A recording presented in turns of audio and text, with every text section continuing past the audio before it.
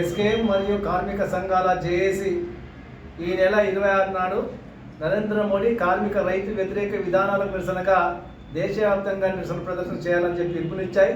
అందులో భాగంగా నిజామాబాద్లో 26 నాడు జరిగినటువంటి ఈ యొక్క ప్రదర్శనలో పెద్ద ఎత్తున కార్మికులు పాల్గొనాలని చెప్పి ఐఎఫ్టీగా కార్మిక లోకానికి విజ్ఞప్తి చేస్తూ ఉన్నాం.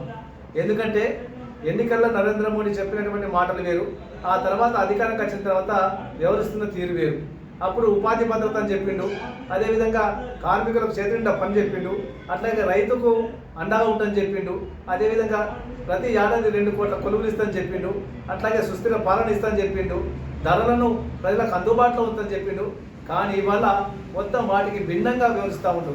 స్వదేశీ జపం చేసిండు, ఇలా కుటీర పరిశ్రమలను దెబ్బతీస్తూ ఉండు. 4 లేబర్ కోడ్లను తీసుకొచ్చి మొత్తం కార్మికుల హక్కుల్ని హరిస్తూ ఉన్నాడు. అంబానీ ఆదాయాలకు అండగా ఉన్నాడు. ఇలా వ్యవసాయ రంగాన్ని మొత్తం దివాళీ తీసే కుట్ర చేస్తూ ఉండు. 3 నల్ల చట్టాలు తీసుకొచ్చి మొత్తం వ్యవసాయాన్ని అంతా వాళ్ళ భూముల్ని మొత్తం ఆదాని అంబానీకి అప్పచెప్పేటువంటి ప్రయత్నం నరేంద్ర మోడీ చేస్తూ ఉండు. కాబట్టి వీటన్నిటికీ వ్యతిరేకంగా ఎన్నికలు ఇచ్చిన వాగ్దానాలలో విఫలమైనటువంటి మోడీ ఇవాళ ప్రజల్ని వక్ర మార్గం పట్టించడం కోసము భావోద్వేగం రెచ్చగొడతా ఉన్నాడు. కలిసి ఉన్నటువంటి ప్రజల మధ్య చిచ్చు పెడతా ఉన్నాడు.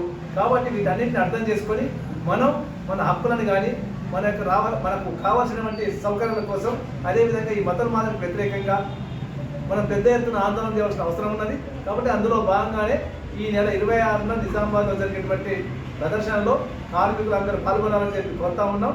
ఉదయం 10-10:30కు నిజామాబాద్ రాజీవ్ గాంధీ అంటే కార్మికులు రావాలని చెప్పి ఈ సందర్భంగా ఐఎఫ్టీగా కోరుతా ఉన్నాం.